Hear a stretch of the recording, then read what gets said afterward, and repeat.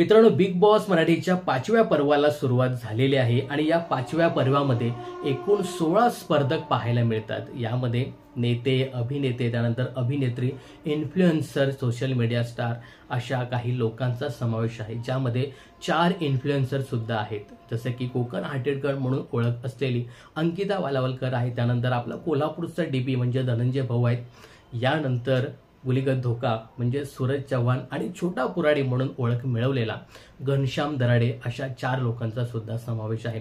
आता या 4 लोकांमध्ये आहे ना, सध्या गुलीगत धोका म्हणजे सूरज चव्हाणचं नाव सोशल मीडियावर मोठ्या प्रमाणात येतं, कारण काल ज्या पद्धतीने सूरजला सॉफ्ट टार्गेट केलं गेलं त्यामुळे सध्या तो सोशल मीडियावर मोठ्या प्रमाणात सर्च होते।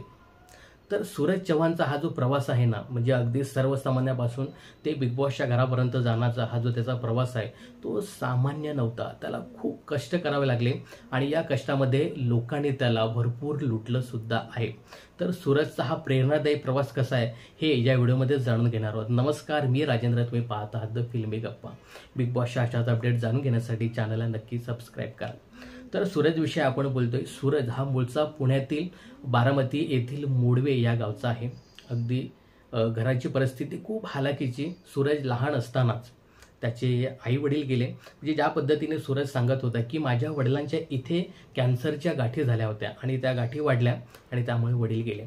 त्यानंतर सूरज लहान असताना त्याची आई सुद्धा गेली, म्हणजे सूरजच्या समोर त्याची आई गेलेली आहे। एका बाजूला आईचा अंत होतोय आणि त्याच बाजूला त्याच्या आजीचाही अंत होतो। ही परिस्थिती कोणावर येऊ नये, ज्या पद्धतीने सूरज सांगत होता ना, तर खरंच डोळ्यात पाणी येत होतं। अशी परिस्थिती खरंच कोणावर येऊ नये। एका बाजूला सुनेचं निधन होते तर दुसऱ्या बाजूला सासूचं निधन होते।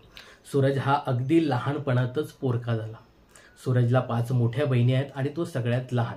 घरची परिस्थिती हालाकीची, त्यामुळे सूरजचं जास्त शिक्षण झालं नाही, फक्त तो 8वी पर्यंतच शिकला। त्यानंतर हाताला जे काही काम येईल ते काम करायला त्यांनी सुरुवात केली। अशातच तो ज्या ट्रक असायच्या त्या ट्रकमध्ये माती भरणे किंवा मग विटा भरणे अशी कामं करू लागला। एके दिवशी सूरजच्या मोठ्या बहिणीचा मुलगा मोबाईल घेऊन येतो आणि त्याचा एक व्हिडिओ शूट करतो। तो व्हिडिओ तो सोशल मीडियावर अपलोड करतो आणि त्या व्हिडिओला खूप सारे लाईक्स येतात। त्यानंतर तो त्याचा भाचा त्याचे 4-5 व्हिडिओ शूट करतो आणि ते सोशल मीडियावर अपलोड करतो आणि त्यांना सुद्धा भरपूर लाईक्स येतात। आता सूरजचा अतरंगी अंदाज आणि त्याचे बोबडे बोल यामुळे त्याला प्रसिद्धी मिळत गेली। अशातच थोडेसे पैसे आल्यानंतर सूरजने एक सेकंड हँड मोबाईल खरेदी केला आणि तो स्वतः व्हिडिओ शूट करून तो सोशल मीडियावर अपलोड करू लागला। अशातच टिकटॉक आलं आणि त्या टिकटॉकवरती तो मोठ्या प्रमाणात व्हिडिओ बनवून अगदी सर्वसामान्य ते मोठा टिकटॉक स्टार झाला। यामध्ये आहे ना, त्याला भरपूर पसंती मिळाली, एवढी पसंती मिळाली की त्याचे फॉलोअर्स त्या काळामध्ये 1 मिलियन पेक्षाही जास्त झाले होते। प्रसिद्धी मिळाल्यानंतर सूरजला लोक दुकानाचं उद्घाटन करायला बोलवायचे। एक ती रिबीन कापण्यासाठी सूरज तेव्हा 80-80 हजार रुपये घ्यायचा, एवढा पैसा यायचा। बघा, पैसा आल्यानंतर लोकांच्या नजरा सुद्धा लागतात। इथे सूरजला लुटायला लोकांनी सुरुवात केली। बहिणीने खूप त्याला सांभाळलं की बाबा तू असं करू नको, तसं करू नको, लोकांचा तुझ्या पैशावरती डोळा आहे। सूरजला ते सगळं कळत होतं, परंतु लोकांचा डोळा होता। सूरजकडनं बरेचसे पैसे लोकांनी लुबाडले।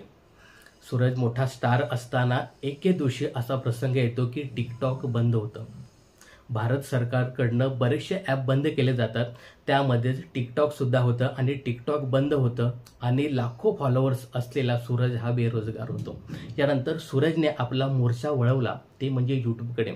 यूट्यूबवरनं सुद्धा त्याची बऱ्यापैकी अर्निंग होत असतानाच इंस्टाग्राम आलं आणि इंस्टाग्रामवरती सूरज रील्स बनवू लागला आणि त्याच्या या रील्स सुद्धा मोठ्या प्रमाणात व्हायरल होत गेल्या आणि ज्या पद्धतीने टिकटॉकवरती त्याचे फॉलोअर्स होते तसेच फॉलोअर्स त्याला इंस्टाग्रामला सुद्धा मिळाले आणि आजच्या घडीला सुद्धा सूरज आहे ना, हा 40 ते 50 हजार रुपये घेतो एक ती रिबीन कापण्यासाठी। एवढा मोठा हा सूरज स्टार आहे, पण आज सुद्धा सूरजला आहेत ना लोक गुलीगत धोका देऊन लुटतात, परंतु बहिणीची चांगली नजर आहे त्यामुळे सूरज व्यवस्थित आहे। नाहीतर सूरजला बाकीच्या लोकांनी कधीच लुटून खाल्ला असता, कारण ज्या पद्धतीने तुम्ही बिग बॉसमध्ये बघितलं असेल की सूरजला बिग बॉस जे काही सांगतात ना तेही कळत नाही।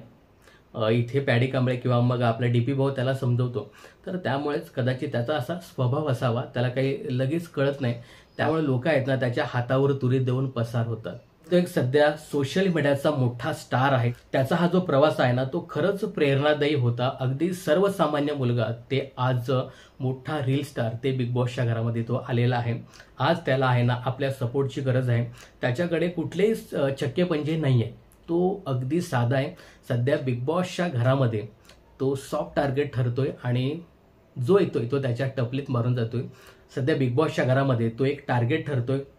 तुमच्या सपोर्टची त्याला गरज आहे, तर नक्की तुम्ही त्याला सपोर्ट करावं अशी माझी इच्छा आहे. बाकी हा सूरजचा प्रेरणादायी प्रवास तुम्हाला कसा वाटला हे कमेंट्स करून नक्की सांगा. मनोरंजन क्षेत्रातील अशाच फिल्मी अपडेट जाणून घेण्यासाठी चॅनल जर सबस्क्राईब केलं नसेल तर जरूर सबस्क्राईब करा. भेटूया लवकरच नवीन अपडेट घेऊन. तत्पूर्वी बाय बाय, टेक केअर आणि काळजी घ्या.